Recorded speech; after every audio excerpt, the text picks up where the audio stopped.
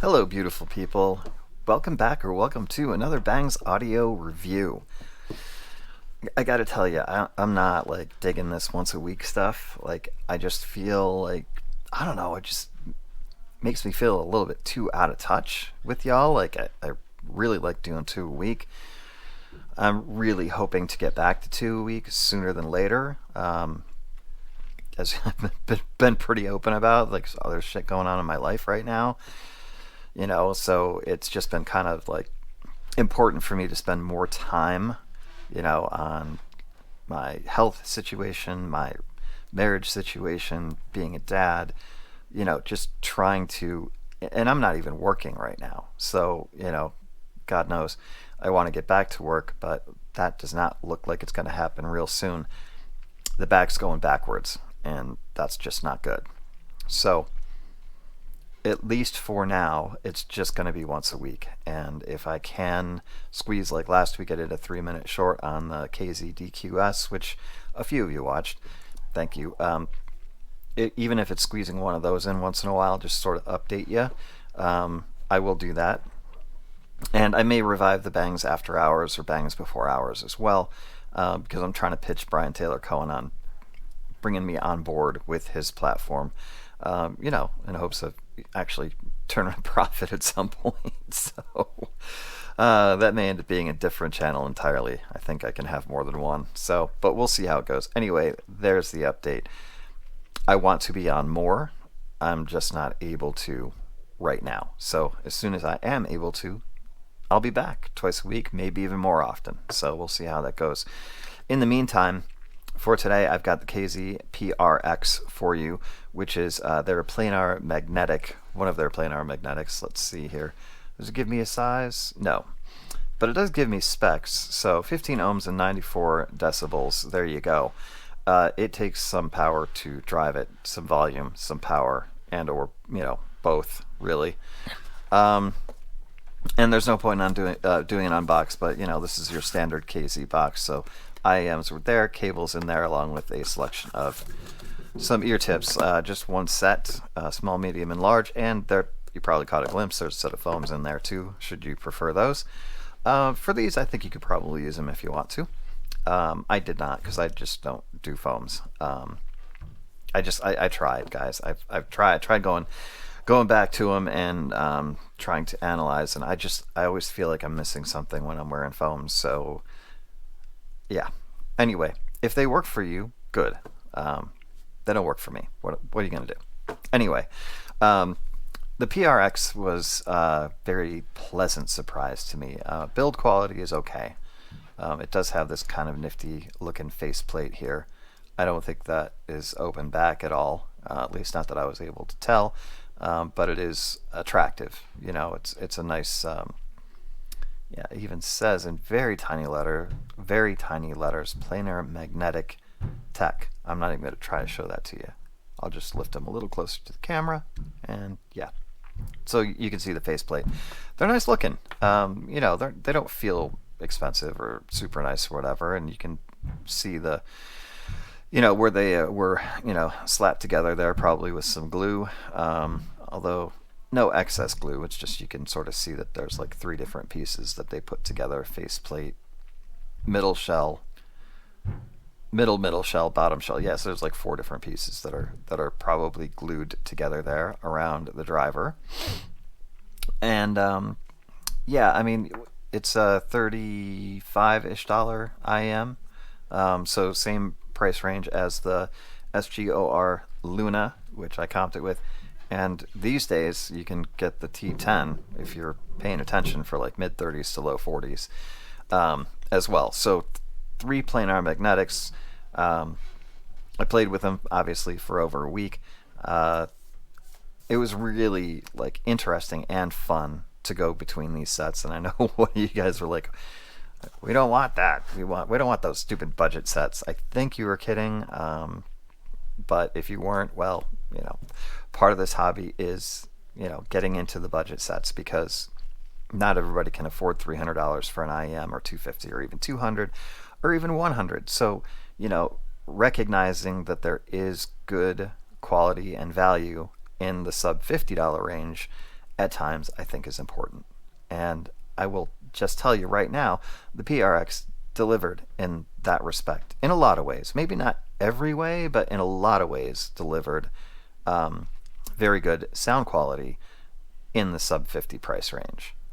Was it as good as the Luna or the T10? We'll certainly get into that. But for now, we can bring up the graph, I think, because the unboxing specs were pretty darn quick. And if I can locate the size of the planar magnetic driver, I will. This was taken at, what did I have the volume set at? About like 40 out of 100, I think. Yeah, because I think the first ones were like, yeah, these were like 30. About a third volume here, so I bumped it up because I wanted to be able to comp it with the other sets on the graph, have it fairly, normalized with the other two sets. So we went with a higher volume for the measurements. They were consistent. Really nice amount of sub bass, some mid bass. Didn't really slam that much, but it was okay. Mids were decent. Not terribly recessed. Ear gain's pretty mild, as you can see. And then the treble does extend. It's got some dips, I think, right around sibilance here, which is a good thing. Right around 12K, and then actually rebounds nicely into the air region. So, it's got some sparkle, it's got some shine and shimmer to it. It's not a top of the line driver. But that being said, it's a decent one. And it definitely displayed this graph in what I think is a fairly balanced sound signature, fairly good quality. Didn't really, even the peak at 8.5K didn't really bother me at any point in time. It's a nice listen. And I think you could do a lot worse in planar magnetics for actually more expensive than this. So in that sense, it is a nice value as well. As long as you don't mind no case, as long as you don't mind a KZ cable. These things are basically an afterthought. I think unless you are stuck using it, you're gonna swap it out for something else. And as far as the tips went, well, I went from like your standard Divinus Velvet tips, and then I tried the wide bore Tang Sen Chai tips on them. They were fine with that. I didn't really find a lot of, except I didn't like the final Type E's. The real narrow bore was not their friend. So it just seemed to sort of, I don't know, clamp down on them a little bit. I sort of compress the sound a little bit too much. If that makes sense. So I wouldn't necessarily recommend going with it, although the nozzle size is fairly petite. I think that's probably only about 4.5 millimeters, if I'm guessing. But yeah, overall it was a pretty pleasant experience. But we don't live in a vacuum. If these weren't in a vacuum, if I bought these for 35 or 40 bucks, and I just listened to them on their own, and I didn't have anything else, I would be like, wow, this is a pretty good set. It's a pretty good set. It's not a wow set. It's not, just so everybody is aware, not the T10. The T10 is a wow set. We all pretty much know that at this point. The T10 is still the king of the sub $100 planars, and I don't care who it's coming from.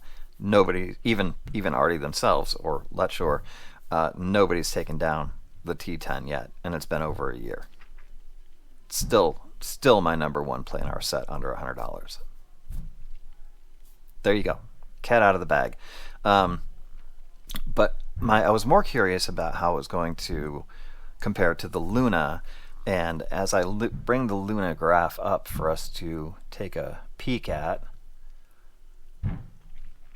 yeah, I think that's the highest. I had this one at about 35, so not a perfect comparison. Did I do another one, or is this the T10? That's the T10. Okay. No, yeah, that's the only graph I took of the Luna. So I needed, obviously, to turn the volume up a little bit more on this, but you can get the general idea here. It does take as much volume to get it going, which means obviously more power is good too. Um, but it's more mid bass over sub bass on this. The mids kind of come out around the same. Ear gains a little steeper, I wouldn't call it harsh because it's still not harsh, but a little steeper, more energetic on the Luna. And then the 8K peak is a little bit more on an island, And I know that that can be an artifact. I understand that, but I don't think it is in this case. It didn't seem to stick out quite like that. Let me take the KZ.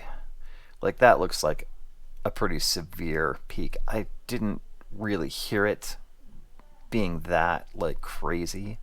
It did sound to me more planar-y, if you will, a little bit more metallic than the PRX did, a little bit less natural than the PRX did. I think that spike probably has a good deal to do with it, but not totally unpleasant, not totally unnatural, and not piercing, right? So that peak might be a little bit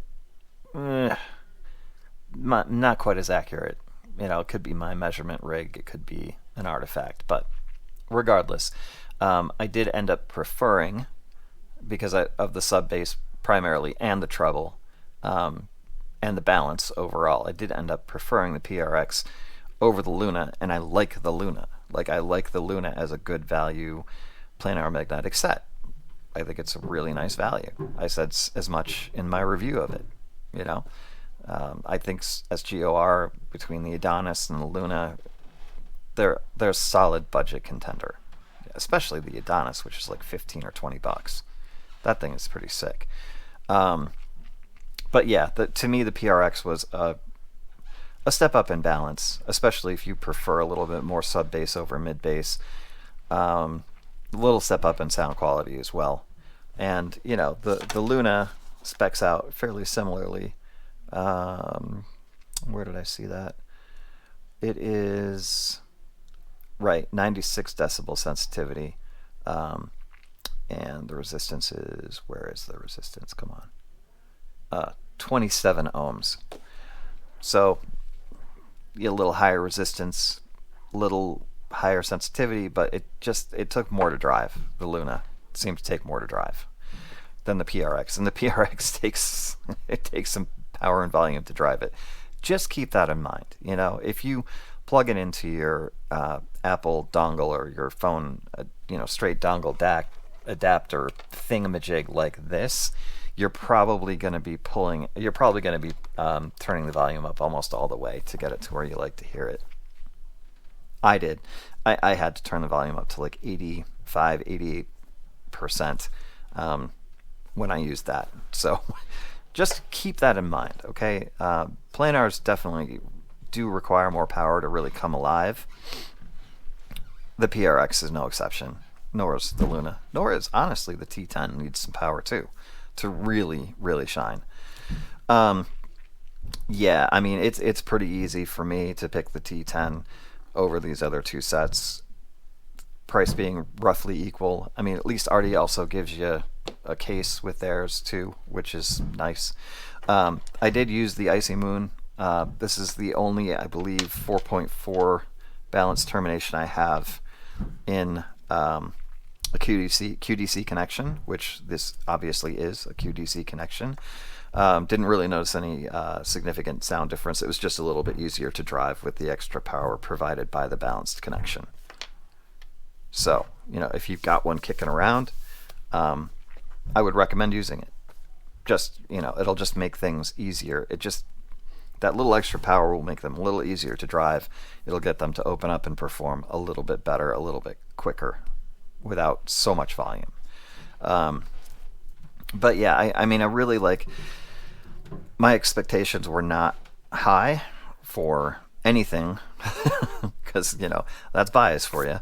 I'm not a KZ fanboy. I never probably will be. I don't tend to want to support companies that do shadow revisions or piss off HBB for any reason. like mess with his collab. Like I don't like any of that shit. Like that just pisses me off. But I tried to set all of that aside when I was analyzing the PRX, and at the end of the day, the PRX delivers a nice amount of sound quality for its price. Does it get a highly recommended? No. Does it get a recommend for its price? Yes.